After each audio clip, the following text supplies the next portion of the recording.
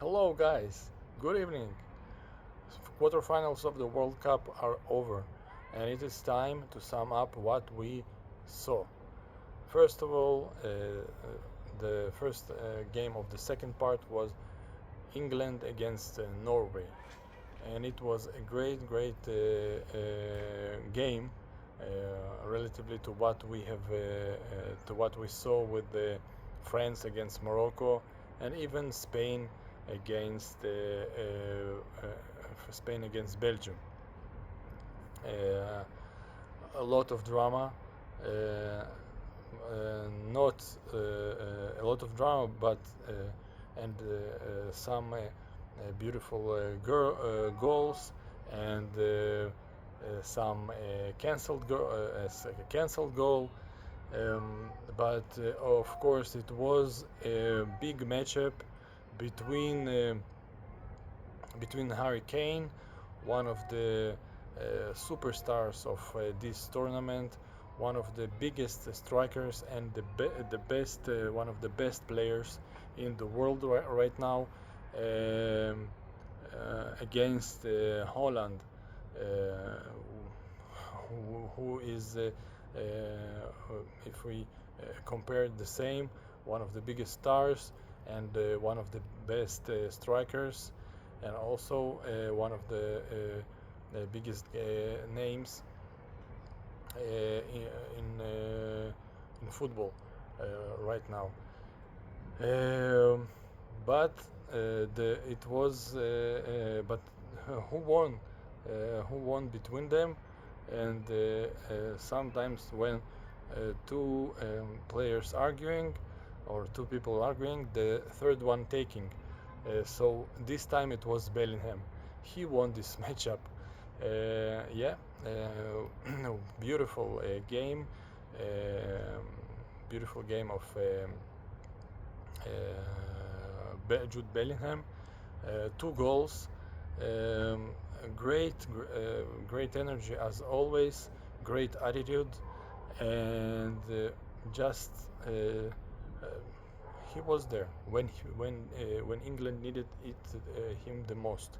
Just like against Mexico, he made his impact, and it is a huge impact.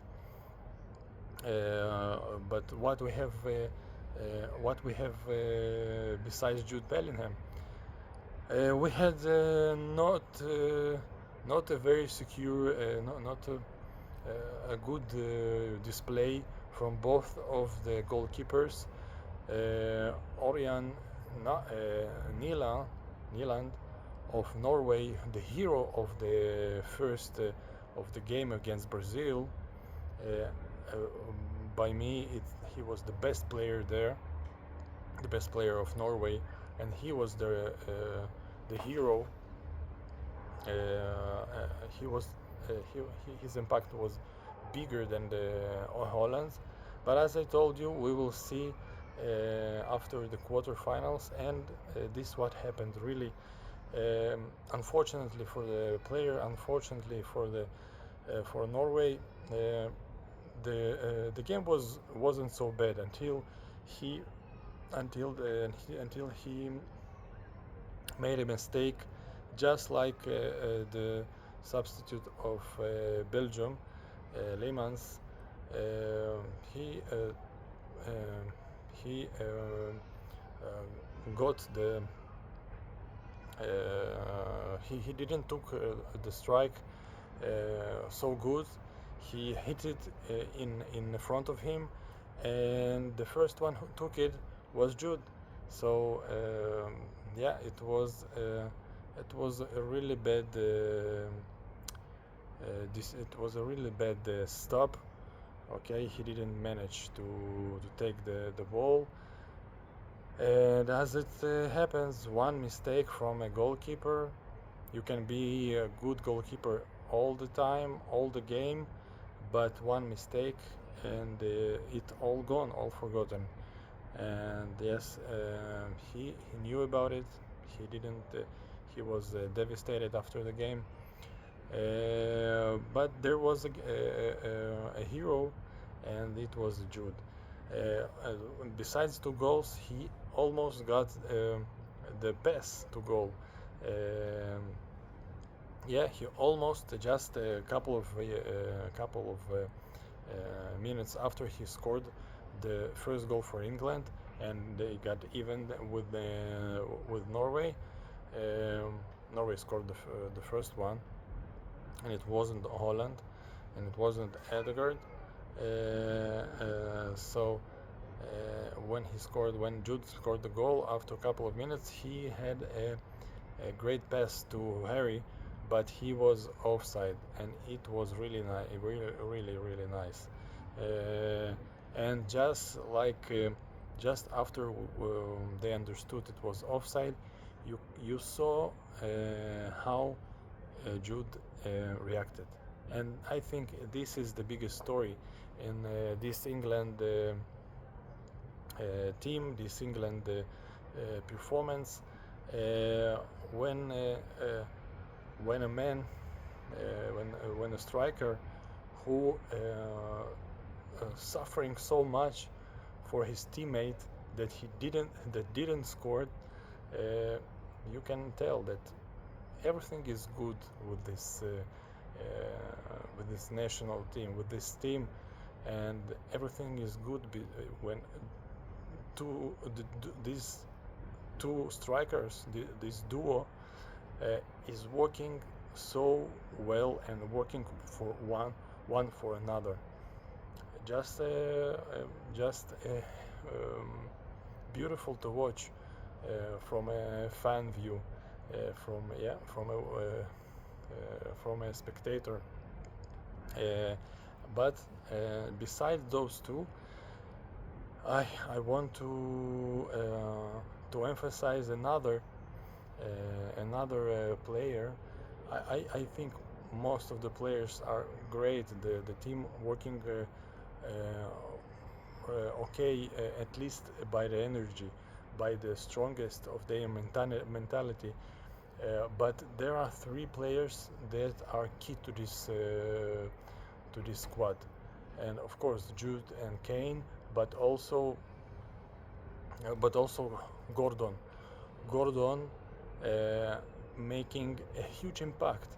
He is always there to make the final pass, and he made it already several times, and every time it is a masterpiece. Those passes are on a highest level, A plus, if you want. And yeah, it must be said, he was in this game. He was once again he was huge. And not only Nyland has a bad game, but also Pickford, who broke the records for the longest or the most appearances for the goalkeeper. He broke it, and he was nervous. He was nervous. I think both of the goalkeepers were nervous.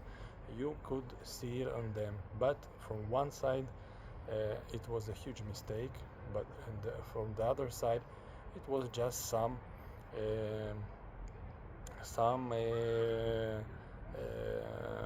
action and reactions that he didn't do. He shouldn't do. But okay, there was no goal. Maybe a couple of corners, additional corners, which is not good too, but not a tragedy. Not a tragedy. And of course, after a win, who will remember that? So England is best, and they will play against Argentine. Argentinos muchachos, those brave guys, good, of course, a good, very good team. Um, they won Switzerland. Switzerland was, but Switzerland was as they almost always do. They are solid. They were rock solid, but they didn't play a game. They was rock solid at the defense, and the first time they got out of the defense, they scored, and it was a wonderful goal, really, really great strike from a really tough angle, and uh, to beat Martinez. Yeah, it is something you have to do, and the defense, the great defense of Argentine, it is really something huge. And yes, they equaled the game with this strike, but only one team was until then, and Argentine never stopped. Uh, the second half didn't change a lot. Okay, Swiss started to play a little bit better, but at the start of the second half, they lost their midfield,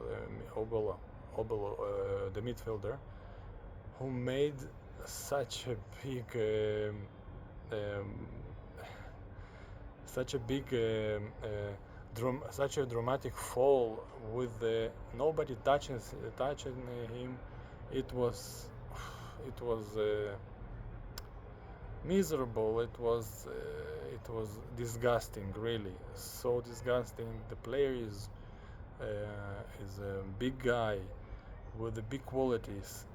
When you have those qualities, you don't need to do actions like this, I think. Maybe I'm too emotional, but this was a disgrace. And he got the second yellow, although he could get for this red, and it was okay from my side. Sorry. Um, but really, I have nothing against Switzerland, and if Switzerland would pass, I would happy for them, because it is a great story. Underdog beats um, the reigning kings, the reigning champions, but no, they didn't. And this one, the fall, the dramatic fall. As I told you, the best actors of the universe are not the actors of Hollywood, or those who gets the Cannes prize, yeah, in Venice, or the Venice or Berlin movie festivals prizes. Are the best actors are the footballers. Yeah, they make they have they have. I think they should producers should look football much much more often. They can found their a new Leonardo DiCaprio, or a new Brad Pitt. It's easy. The guys are strong, fitted, and usually have a good. They got a good acting school. But this didn't help a lot Argentine. The game went to the overtime, and only after the second half of the overtime, something had clicked there, and they scored once. And then, when Swiss tried to, of course, went to to attack, they got another one. Yes, so finally Alvarez started to score, and what can we say? But what can we say? The matchup, and now England will play against Argentine. Wow! And this will be a game, just as always. For this can be a game for ages, and there is a big deja vu. with the game of 1998 when they played the 1-8, the first knockout stage. Yeah, right now it's the first knockout stage is 122, 132, but beforehand it was 1-8. Yes, so now it will be the semi-final, but then it was much earlier, and still the game. This was a famous game with two great national teams, just like now, just like now. England has Seaman as a goalkeeper, Paul Scholes, David Beckham, is Ince.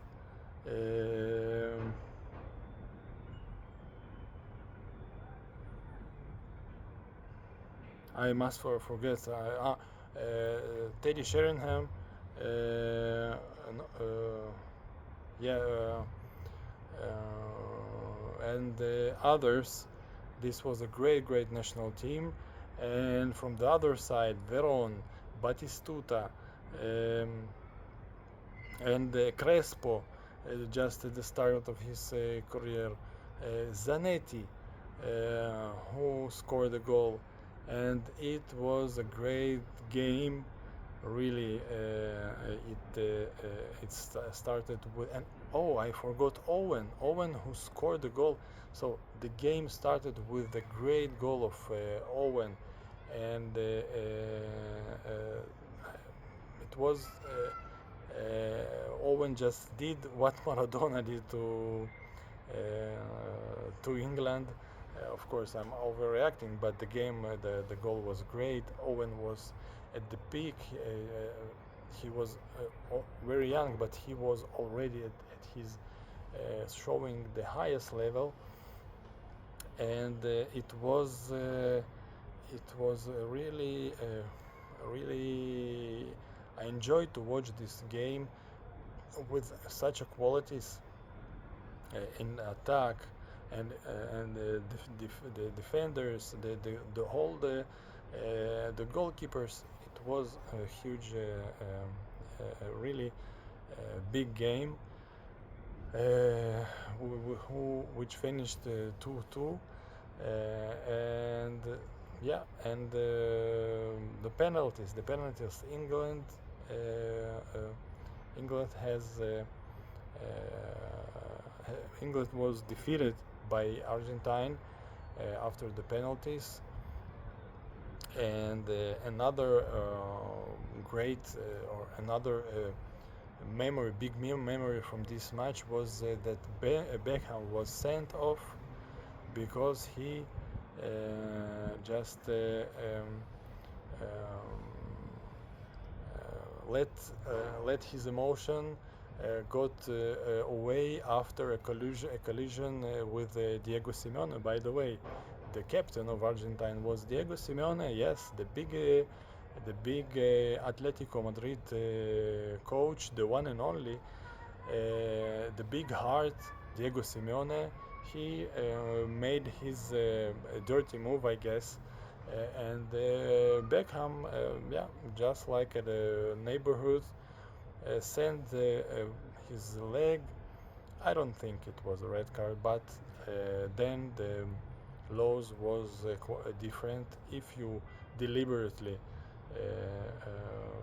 even touch somebody with the leg, it is a red card. Not like today when a Paraguayan player kick, just make a boxer move on Mbappe, and there is nothing at all, even not a foul. Yeah, and back then it was a red card, and yeah, so much of the England fans and of course analytics are saying that say that this was the moment maybe to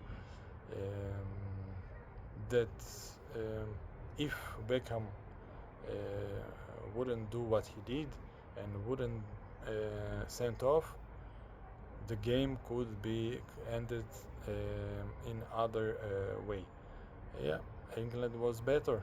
It was better, not maybe not in a huge difference, but they had their opportunity. Beckham was good and great assists, um, but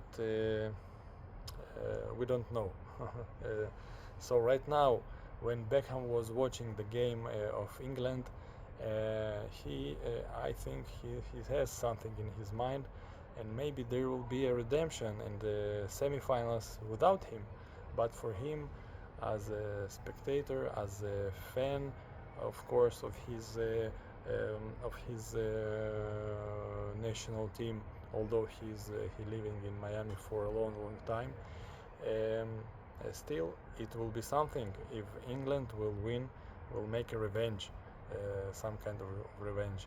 And from the other side, we saw Diego Simeone watching the game of Argentine, and yeah, a lot of celebrities, a lot of matchup in this game. This will be huge. Although also how French and Spain, maybe the best teams in this World Cup, they are just all the pieces fall in the right place. France are the best team until now. Spain just not so far from France, and they have huge qualities that come together very good.